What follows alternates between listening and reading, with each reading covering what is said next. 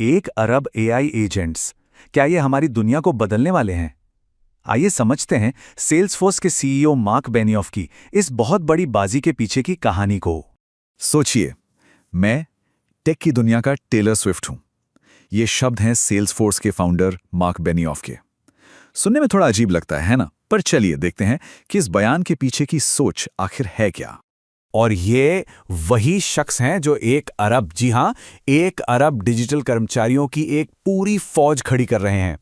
ये सिर्फ कोई नंबर नहीं है, बल्कि काम करने के तरीके को जड़ से बदलने का एक मिशन है। तो सवाल यह है कि आखिर हैं कौन ये शख्स? चलिए जानते हैं दुनिया की नंबर 1 कस्टमर रिलेशनशिप मैनेजमेंट यानी सीआरएम कंपनी के पीछे के इस जबरदस्त शोमैन को। देखिए, मार्क बेनियोफ सिर्फ एक सीईओ नहीं है, वो खुद में एक ब्रांड है। लोग उन्हें एक मास्टर नेटवर्कर कहते हैं, एक मिस्टर डिसरप्टर। उन्होंने एआई को दोस्ताना दिखाने के लिए क्या कुछ नहीं किया। प्यारे प्यारे मैस्कॉट्स का इस्तेमाल किया, यहां तक कि आइंस्टाइन की तस्वीर का लाइसेंस भी ले लिया। ये सब उनकी एक बहुत ही सोची समझी रणनीति का हिस्सा है, जिससे टेक्नोलॉजी आसान और कह सकते हैं मजेदार लगे। लेकिन इस सारी शोमैनशिप का पीछे ना एक असली इनोवेटर भी है। चलिए जरा पीछे चलते हैं और देखते हैं कि ओरेकल का एक होनहार नौजवान कैसे सॉफ्टवेयर एज अ सर्विस या सास का वो पायनियर बना, जिसने पूरी की पूरी इंडस्ट्री को ही बदल कर रख दिया। उनका करियर तो समझिए एक रॉकेट की तरह था। 1986 में ओरेकल में कस्टमर कॉल्स लेने से शुरुआत की और सिर्फ 26 साल की उम्र में कंपनी के सबसे युवा वाइस प्रेसिडेंट बन गए। और फिर आया 1999, जब वो हवाई में डॉल्फिन के साथ तैर रहे थे और उन्हें एक ऐसा आइडिया आया जिसने सेल्सफोर्स को जन्म दिया। और यहीं पर उनका सबसे बड़ा डिसरप्शन साफ साफ दिखता है। देखिए, पहले सॉफ्टवेयर कैसे बिकता था? लाइसेंस पर, जिसे इंस्टॉल करना बहुत मुश्किल था और सब कुछ आईटी डिपार्टमेंट के कंट्रोल में रहता था। बेनियोफ ने SaaS मॉडल पेश किया। यहां सॉफ्टवेयर इंटरनेट पर मिलता था और कंट्रोल सीधा बिजनेस यूजर्स के हाथ में था। ये एक क्रांतिकारी बदलाव था। और अब इतने सालों बाद वो अपने अगले और शायद सबसे बड़े दांव के लिए तैयार हैं, 1 अरब एजेंट्स की बाजी। ये एक ऐसी दुनिया बनाने का मिशन है जहां इंसान और एआई दोनों साथ मिलकर काम करेंगे, एक तरह की पोस्ट ह्यूमन वर्कफोर्स। तो ये एआई एजेंट्स हैं क्या चीज़ आखिर? आप इन्हें एक डिजिटल वर्कफोर्स की तरह समझिए। ये ऐसे प्रोग्राम्स हैं जो सेल्स रिपोर्ट बनाने से लेकर कस्टमर सर्विस देने तक के काम खुद ब खुद कर सकते हैं। बेनियोफ तो इन्हें डिजिटल मजदूर तक कहते हैं। और उनका लक्ष्य वो कोई छोटा मोटा नहीं है। इसी साल के अंत तक 1 अरब एआई एजेंट्स। जरा सोचिए इस नंबर के बारे में। ये संख्या उनके इरादों की, उनकी सोच की विशालता को दिखाती है। तो ये जो डिजिटल लेबर की क्रांति आ रही है, इसका हम सब पर क्या असर पड़ेगा? इसके फायदे क्या हैं और हाँ, खतरे क्या क्या हैं?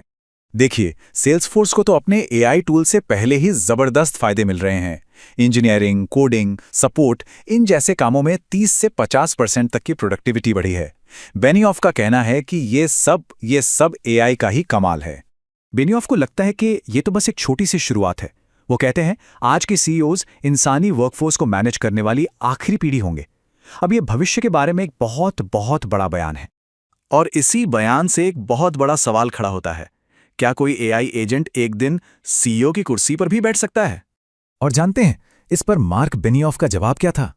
मुझे उम्मीद है अब ये उन्होंने मजाक में कहा था या वो सच में ऐसा सोचते हैं, ये बात हमें सोचने पर तो जरूर मजबूर करती है। लेकिन चलिए जरा हकीकत की जमीन पर वापस आते हैं।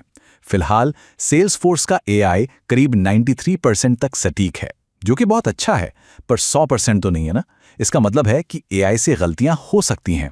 वो ऐसी जानकारी दे सकता है जो सच ना हो, और कंपनियों के लिए ये एक बड़ा रिस्क है।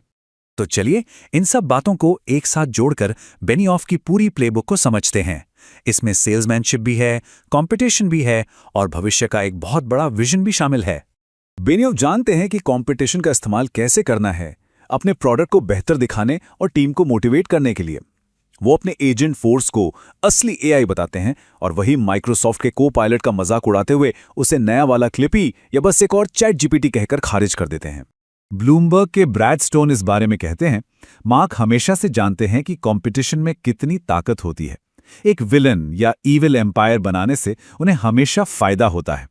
और ये एक ऐसी तरकीब है जो उन्होंने शायद अपने गुरु लैरी एलिसन से सीखी है। तो यही है बेनिऑफ की रणनीति का पूरा निचोड़। एक बोरिंग से लगने वाले बिजनेस सॉफ्टवेयर को सेलिब्रिटी, आध्यात्मिकता और जबरदस्त शोमैनशिप के जरिए रोमांचक बना देना। वो सिर्फ सॉफ्टवेयर नहीं बेच रहे, वो एक सपना बेच रहे हैं, भविष्य का सपना।